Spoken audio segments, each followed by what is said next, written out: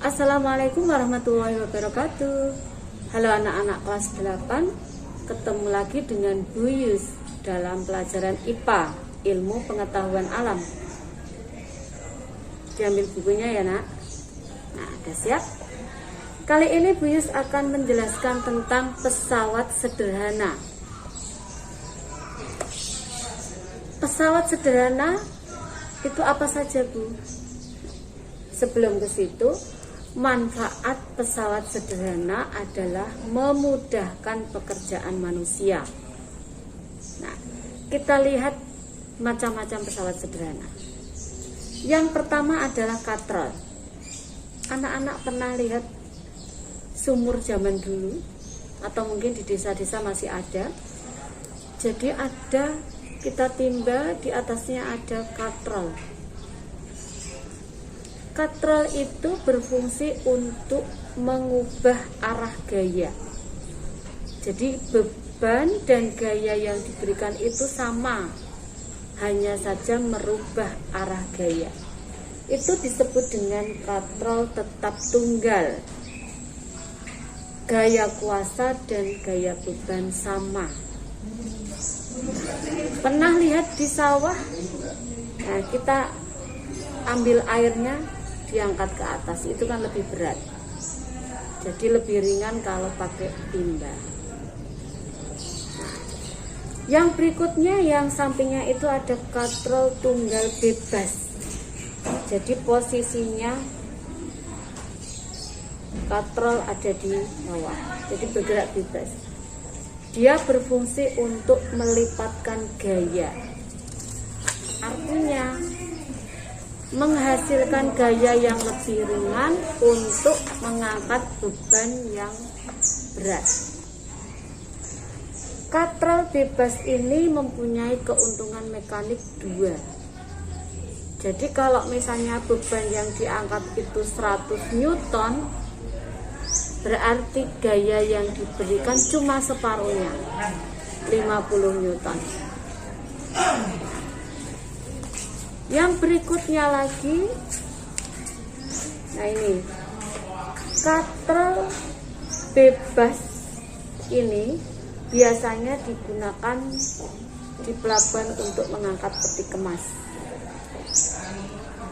Keuntungan mekanik katrol bebas berarti lebih besar dari keuntungan mekanik katrol tetap tunggal, ya kan? Terus bagaimana, Bu? Untuk bisa mengangkat benda-benda yang berat dan hanya menggunakan gaya yang kecil.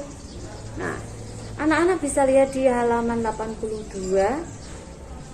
Solusi kita bisa menggunakan katrol majemuk. Katrol majemuk itu adalah katrol yang dirangkai dari katrol tetap dan katrol bebas menjadi satu rangkaian terpadu. Nah, seperti ini. Nah, ini biasa digunakan untuk industri-industri yang mengangkat beban berat.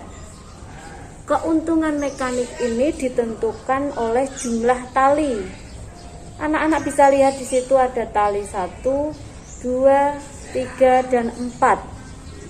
Berarti keuntungan mekanik yang didapat adalah 4. Jadi semakin ringan gaya yang diberikan untuk mengangkat beban-beban yang berat. Contoh, kita akan mengangkat 10.000 Newton.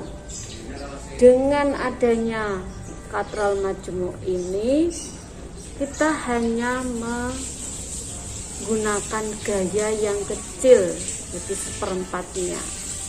Berapa? 2.500 Newton. Jadi keuntungan mekanik katrol majemuk ditentukan dari jumlah tali yang bekerja, sehingga membuat gayanya makin kecil. Nah, ini anak-anak bisa lihat di situ bagaimana cara menghitung keuntungan mekanik. Keuntungan mekanik adalah gaya beban dibagi dengan gaya kuasa. Jadi contoh, pada katrol tetap tunggal keuntungan mekanik kalau gayanya 100, kuasanya 100, berarti dia cuma satu. Dia hanya merubah arah gaya.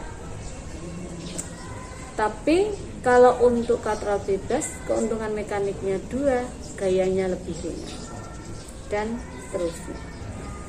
Yang berikutnya adalah roda berporos. Biasanya kalian lihat naik sepeda, di situ ada roda gigi atau gear.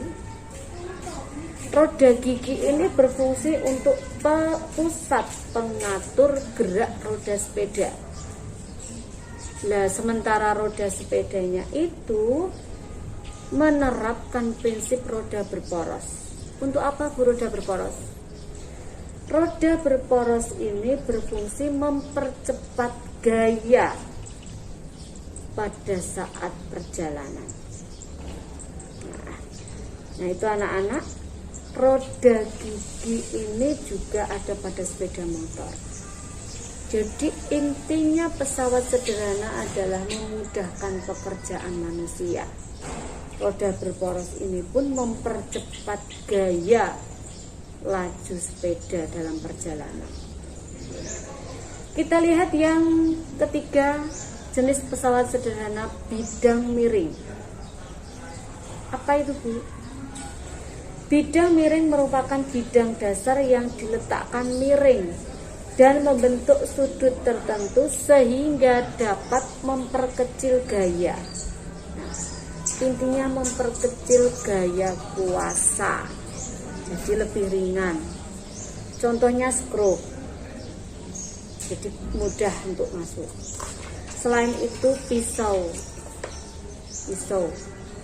atau jalan kelok di pegunungan. Bagaimana kalau jalannya dedek? Wah, capek Bu kalau naik sepeda, kan? Nah ini kita lihat keuntungan mekanik pada bidang miring. Keuntungan mekanis pada bidang miring itu gaya beban dibagi gaya kuasa. Ini contohnya adalah kita mau menaikkan beban ke truk. Nah ini misalnya ini truk. Kita mau menaikkan beban.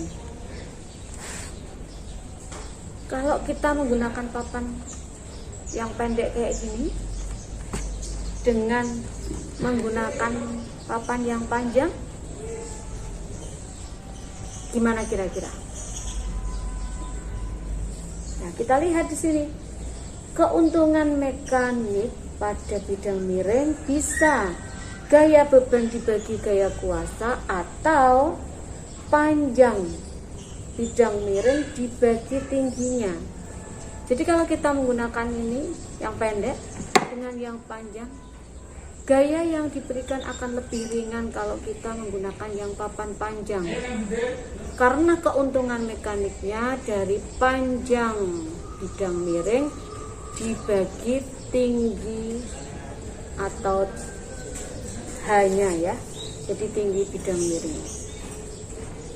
Itu bayangkan anak-anak tuh mau mengangkat benda, misalnya semen ya, ke truk.